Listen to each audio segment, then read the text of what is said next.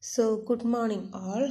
Today we are moving on to our second session of our module 6, that is on transient stability. On steady state stability we have around 5 to 6 parts of lecture, and now in the remaining portion, that is on transient stability, we started our discussion on transient stability last day. Okay, in that I have already told you that in a steady state stability problem arises when a small disturbance occurs and the delta variation, the angle, rotor angle variation is very less. But for a transient stability problem, the transient instability is created due to the large disturbance. That large disturbance can be a fault, a short circuit fault, or the events corresponding, or the events as a consequence of the fault, that we call it as contingency, isn't it?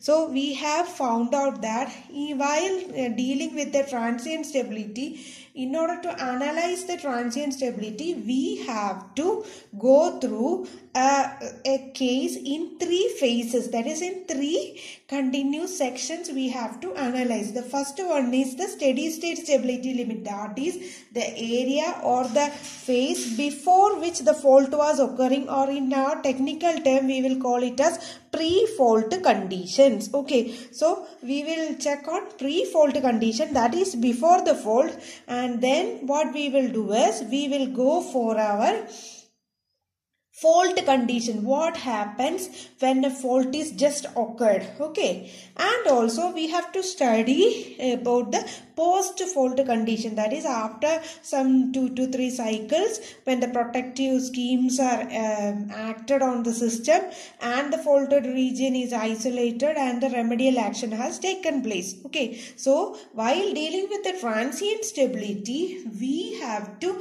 analyze each system in 3 phases: pre-fault condition, at the instant of the fault, and after the disturbance. Okay, so here we are finding out, we are analyzing our system at the time of fault. I told you, so we should take our steps before the critical clearing time, that is the maximum time delay that should be between the occurrence of the fault and the clearance of the fault.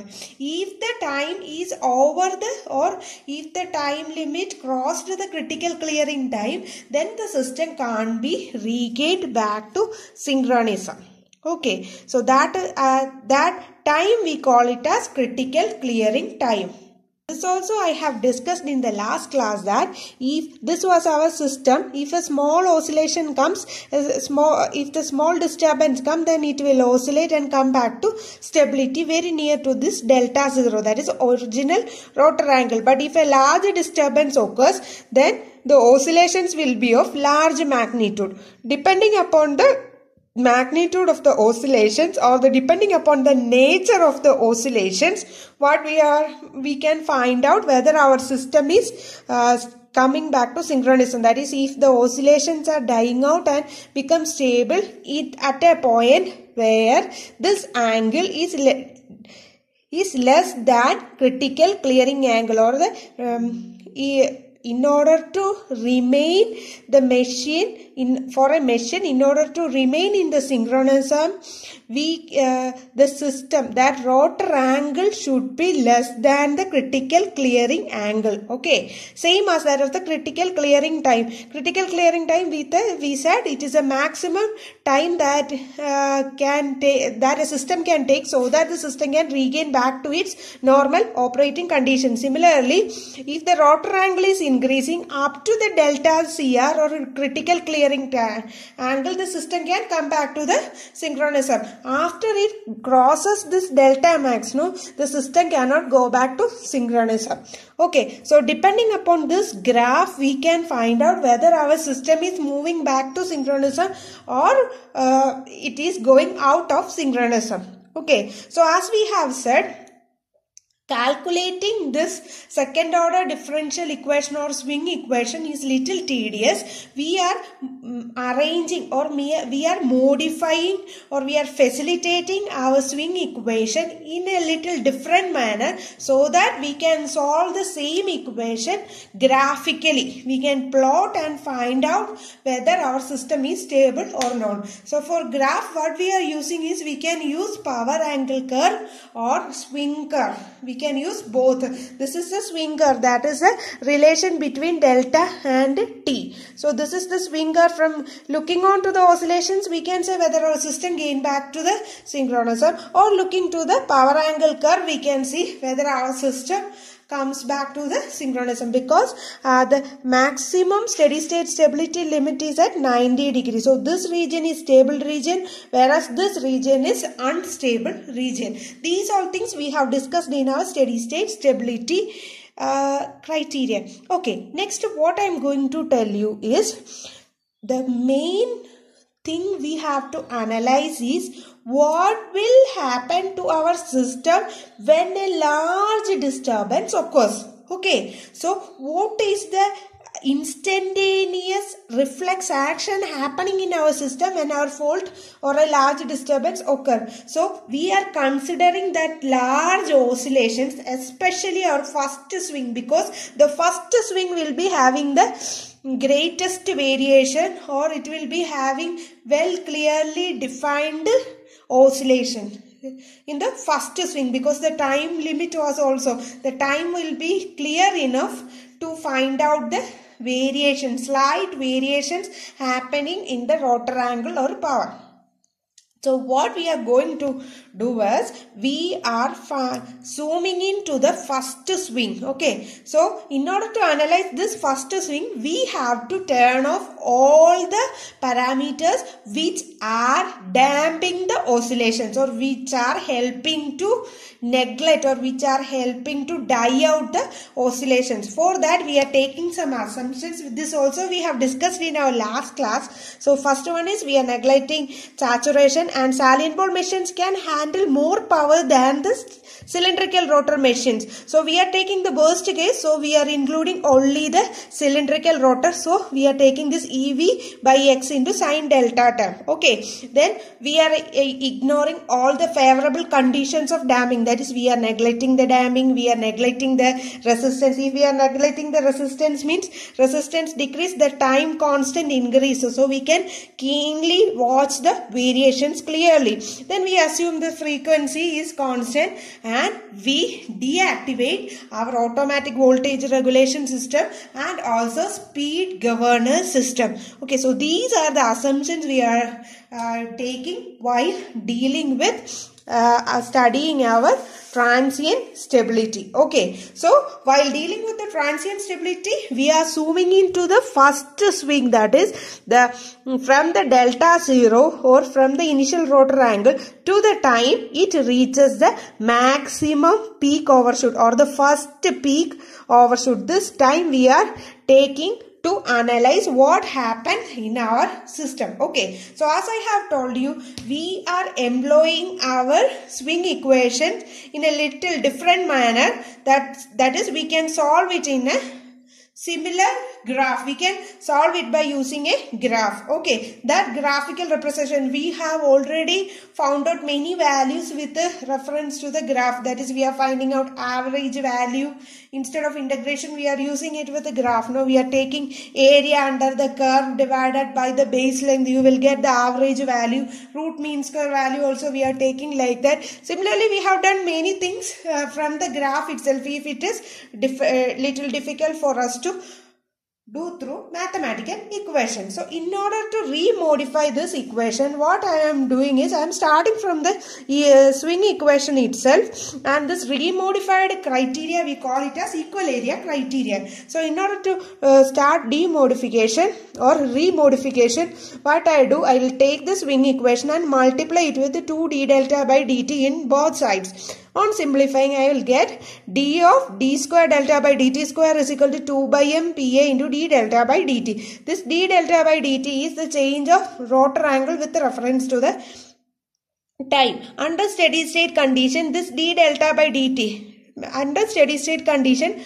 delta rotor angle will be constant. So d delta by dt will be equal to 0. But under transient condition, there will be variation in d delta by dt. So what I am doing is, from this equation I am integrating both sides so that I will get d delta by dt is equal to root of 2 by m into PA into d delta. Okay. Under steady state condition, this d delta by dt should be equal to 0. That is, this 2 and m cannot be 0. Then the area under the power curve, okay, power angle curve should be equal to 0. Okay. Up to this we have discussed in our last class.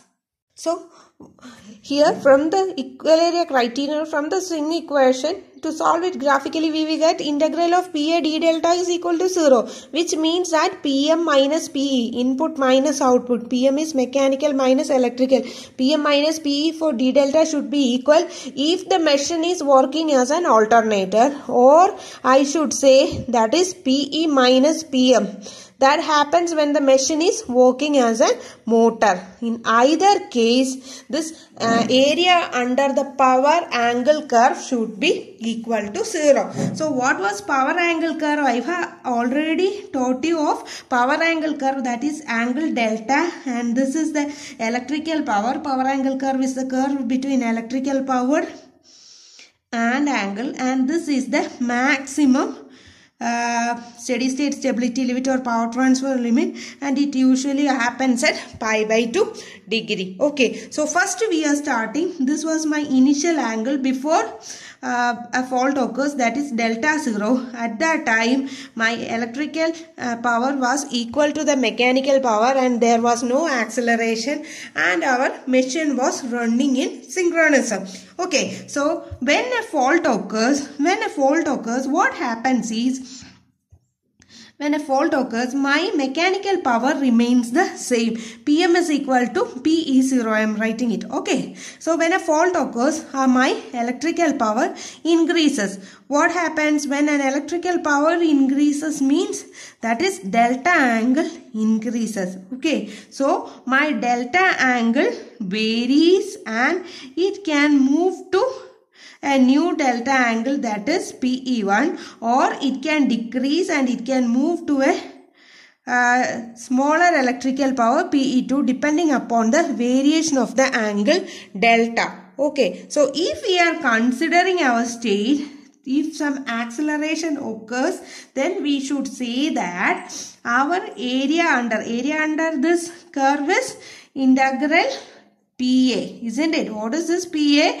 In case of alternator, integral PM minus PE into d delta is equal to 0. Here if I am taking this input as a constant, then I should say integral of PM as a constant, no, minus what is this PE? It is varying, that is V1 or E into V by X into sine delta should be equal to 0, or I should say integral of PM minus P max into sine delta should be into d delta. So d delta should be equal to 0. So if this is taken constant, then we should say integral P max sine delta into d delta should be equal to 0, or the area under this curve should be equal to 0. How can this happen if the area under this curve is to be 0? That means if I am supposing that, what happens if I am supposing that I am increasing the input? So if I am increasing my input, what will happen?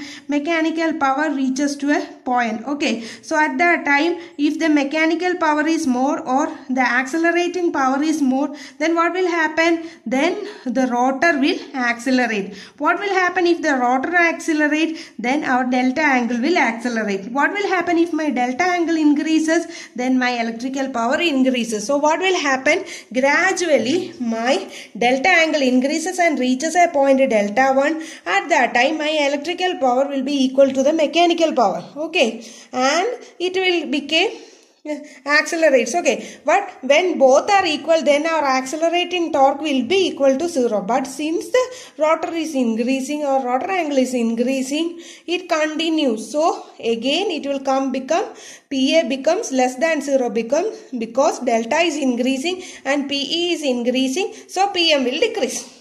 PM will be constant at that time. So at that time it will be decelerating torque. So what will happen? Omega R decreases, delta decreases, PE decreases. So at that time it goes up, and after that here accelerating torque is equal to 0. Then what will happen when we move up? Then what will happen? Even though delta angle is increasing, PE is also increasing, and it will reach some other point. Okay, some other point, delta 2. At this delta 2 here, so it will be acceleration, and after that it will be deceleration. So after that, so PE also decreases, then it will come back to our normal point where PM is equal to PE, but still it starts decelerating, it will go. That is, our system will happen to oscillate. That is, our system first, our delta angle increases, then that increase is decreased like that. Again, that is, in this region it will accelerate, and after that there will be some portion decelerating torque, then it will accelerate, decelerate. Similarly, that is, it accelerates, then it decelerates, then again decelerating, and then again accelerating. This delta angle will be oscillating like this, and if the oscillations die out soon, then we can say our system is stable. Okay, don't worry, we will discuss it clearly now, but I just want to tell you that an equal area criterion means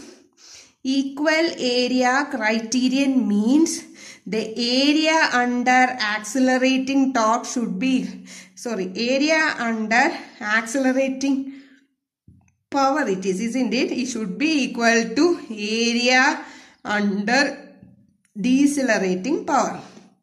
If this comes equal, or this area of acceleration is equal to the area under deceleration, then we can say our system is stable. Okay, this criterion we call it as equal area criterion. Okay, otherwise I also make you remind that this area under a curve should be equal to 0. It happens only when the waveform is symmetrical, isn't it? We have found out average value for a sinusoidal waveform. The area is equal to 0. Okay, because the positive area is equal to negative area, then the area should be equal to 0.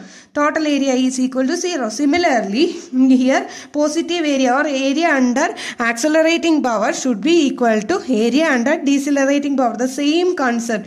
This concept we call it as equal area criterion. So this concept we have to study under different cases. Especially we have to take care of cases like when the machine is working as an alternator and when the machine is working as a motor. Okay, and in the case what happens when a disturbance occurs at the input side, that is what happens when a disturbance occurs at the mechanical side, and also we have to find out if a fault occurs at the output side, that is electrical power.